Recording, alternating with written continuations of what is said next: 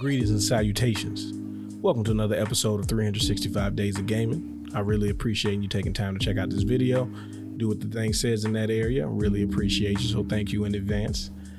Now we're gonna bring it down a notch. We've been getting a lot of heavy hitters, and there's a few games that I still want you to know about that I'm sure you may not be aware of. And if you are, then more power to you. I appreciate you taking time to enjoy this game again. So I'm gonna hit you with one of these, beat 'em up laundromat type games. This is Knights of the Round. Now this is a game that I actually had for the SNES, but fortunately for the Capcom beat 'em up bundle, I get to play the arcade version of it that I only came across a couple of times at, yes, the laundromat, hence the name. Laundromat Games, I made a whole video, go back and check that out.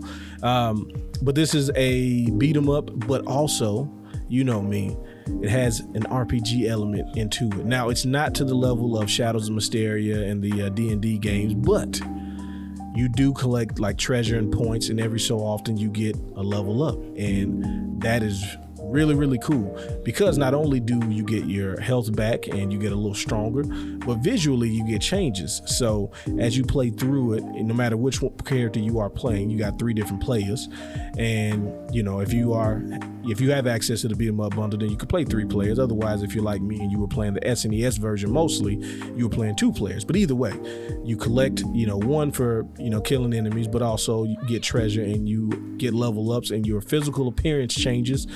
So you start off with the bronze stuff, and as you get stronger, you get more, silver and gold armor, if you're playing Arthur.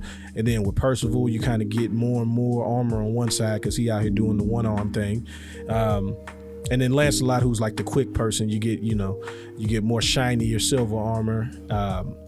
Now you don't get new moves, and that was kind of the only drawback to this game, but visually just giving me like these cues that I'm getting stronger and I'm getting further in the game is really cool. And I always like that about this game. Like I said, I'm a sucker for any sort of terrible RPG element. Just throw something in there to feel like I'm leveling up, and it just it gives it an extra few points in my book. Got to appreciate the attempt. But other than that, it's your standard beat 'em up. You go through different levels. Luckily, we're playing on free play, so I can get folded as many times as I want to, and I don't have to worry about it.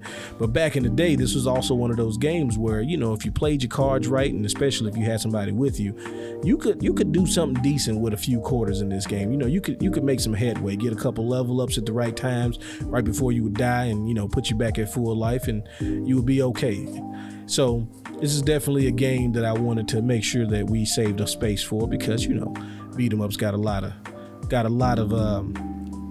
of weight with me. We played a lot of these, so I have a few more I need to make sure y'all aware of before we finish this thing. So wanted to make sure something like this game got its just due. And also, one of the weird things about this game is, like, if you don't pick up the treasure and you hit it for whatever reason, it causes you to like lose a little bit of the value, and they split up into multiple pieces of treasure. Now this may sound like, why would you do that? But here's the thing: if you're playing with multiple people and you want to share the wealth, you have the option of doing that. When you swing at the treasure, it splits it up into multiple pieces.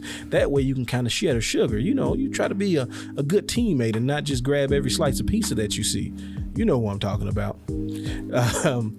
But if you are aware of this game, love to hear your thoughts on it. If you have a chance to pick up the Capcom beat 'em up bundle, I highly recommend it. Like I said, a bunch of classics on there. You will not be disappointed, and you're on free play, so you get to keep playing even if you're not that good like myself. Love to hear if you know about this particular game, either if you had it, if you played it in arcades, or if you had the SNES version. Love to hear from you. Who was your favorite character? I am partial to Percival just because he can dash, and that makes the game feel a little bit easier to me, but I wanted to show you each of the characters, and I'm certain that some of you prefer the other 2, so I love to hear from you. Either way, I appreciate you letting me reminisce with you. Y'all have fun. Y'all be safe. Peace.